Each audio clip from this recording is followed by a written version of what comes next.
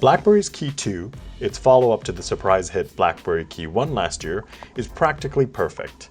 It looks fantastic, with angular and chamfered edges that make it easier to grip and comfortable to hold. It's slightly taller, but it's slimmer and lighter. The Key1 almost feels monstrous next to it.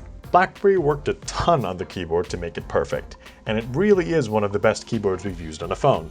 The 4.5-inch IPS LCD screen has moved up a bit, so there's more space for the keyboard now, and they removed the frets between the rows, so there are bigger keys as well as more breathing room to type. The keys slope down and they aren't too mushy, but they're not stiff as well. You can still remap apps or shortcuts to each key, either with a short press or a long press, and the keyboard is also capacitive, so you can use it to scroll or flick up to choose predicted words when typing. More importantly, there's a new key. Gone is the shift key that used to sit on the right edge. Instead, there's now the speed key. It kind of works like alt-tabbing on a computer. When you press and hold the speed key, press another remapped key. For example, let's say you mapped the M key to Google Maps. If you're in Chrome, then press the speed key and M, and you'll immediately jump to Google Maps. No need to exit Chrome, open the app drawer, and find Google Maps. It's supposed to improve multitasking speed a lot, and it certainly is handy.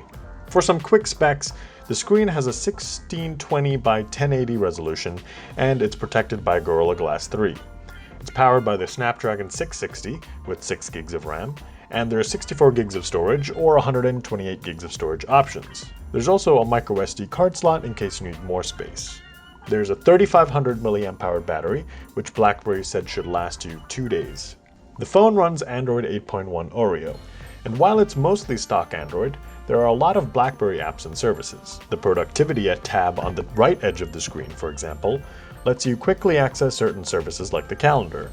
You can also now add widgets to it as well. There's still the Convenience key on the right edge, which lets you set 3 apps for 3 different modes: car, home, and work, and the apps change based on whether you connect to your car Bluetooth or home Wi-Fi. We haven't had much time to test the camera yet, but there are 2 lenses on the back. Both are 12 megapixel, and the camera app adds 2 times optical zoom as well as portrait mode.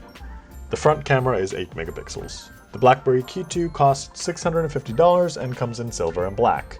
It'll be available in the US this month.